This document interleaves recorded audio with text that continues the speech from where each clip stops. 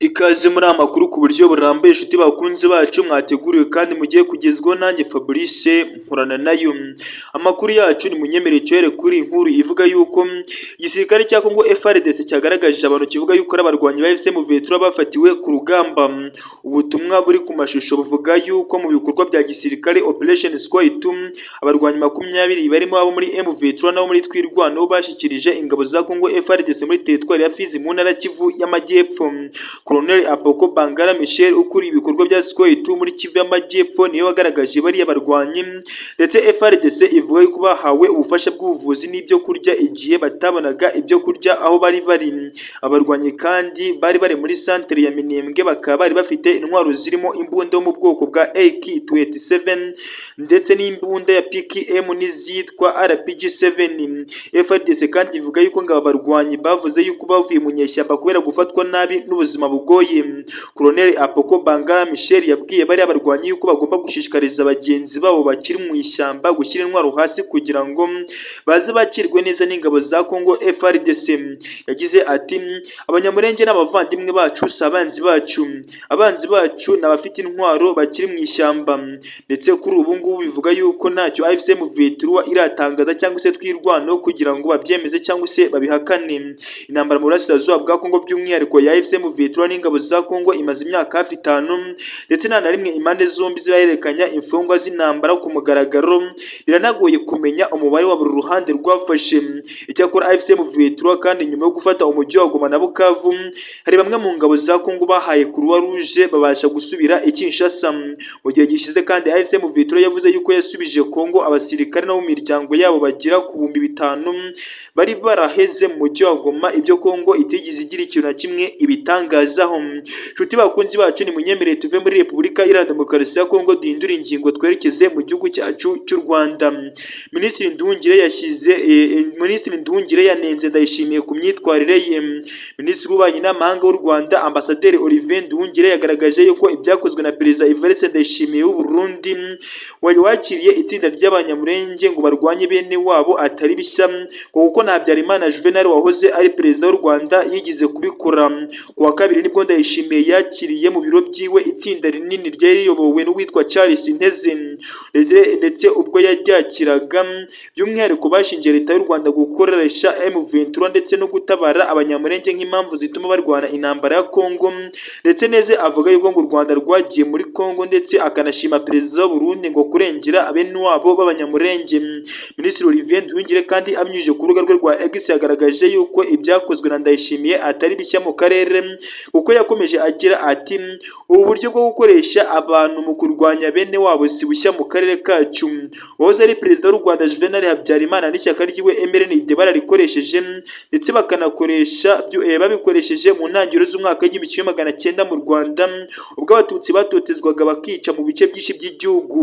Umwe mu bantu Habyarimana yakoreshaga ni Antoine Nyantere, yakomeje na nyuma yaho mu mwaka w'1994 akakomeza guhakana jenoside yakorewe abatutsi. Umwaka w'1994 akakomeza gushimagiza ubutegetsi bwa perezida Juvenal Habyarimana bwateguye bukanashyira mu bikorwa jenoside yakorewe abatutsi 94. Minisitiri Nduhungire kandi yavuze yuko niba ririya tsinda ari ishyirahamwe ry'ubuvugizi nk'uko babivuga, abari babigize bari bakwiriye gutera indi ntambwe bakajya muri Minembwe kureba ibitero bya buri munsi bya FARDC biri gusenya inzu n'imibereho y'abaturage ndetse bakica abanyamurenge. Ingabo za FARDC kandi zihakana muri ako gace kwibasira abaturage ko zikora ibitero byo kurwanya umutwe wa twirwaneho ufatanya na M23 ugenzura ako gace. Minisitiri Nduhungire kandi yashimangiye ko Ndayishimiye yakiriye iriya tsinda nk'umukuru w'u Burundi, bityo ko atakabaye aryakira nk'umukuru w'ubumwe bwa Afurika kuko inama nkuru y'uwo muryango itamuhaye izo nshingano. Murabyibuka yuko uyu nguyu mu perezida w'u Burundi Evariste Ndayishimiye aheruka gutorerwa kuba umuyobozi wa Afurika yunze ubumwe African Union. Nshuti bakunzi bacu ni munyemerere tuve kuri iyi nkuru ya perezida w'u Burundi Evariste Ndayishimiye tugaruke mu gihugu cyacu cy'u Rwanda. Mu karere ka Huye abahamwe n'icyaha cyo kwica by'umwihariko n'abaketsweho ubujura bakatiwe gufungwa imyaka 25. Urukiko rwisumbuye rwa Huye kuri uwa gatanu rwahamije abagabo 3 icyaha cy'ubwicanyi biturutse ku bushake, rubanisha gufungwa imyaka 25 kuri buri muntu. Abakatiwe kandi n'abagabo 3 batuye mu kagari kagari ka Gati mu murenge wa Muyira mu karere ka Nyanza, akaba ari naho banakoreye iki cyaha cyahabereye tariki ya 8 Mutarama uyu mwaka.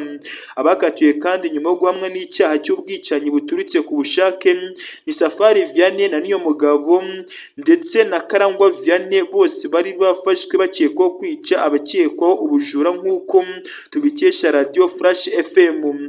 Muri Mutarama 2025 nibwo abo bagabo kandi bashyikirijwe RIB bakekwaho icyaha cyo kwica uwitwa Twambazimana Eric ndetse na Hakizimana Jacques bakekwaho ubujura. Abaregwa kandi bari basabiwe igihano cyo gufungwa burundu n'ubushinjacyaha mu rukiko rwisumbuye rwa Huye, babashinja gukora icyaha cy'ubwicanyi buturutse ku bushake, ariko kandi bwasomwaga urubanza urukiko rwabahamije icyo cyaha buri wese rumukatira gufungwa imyaka 25 y'igifungo.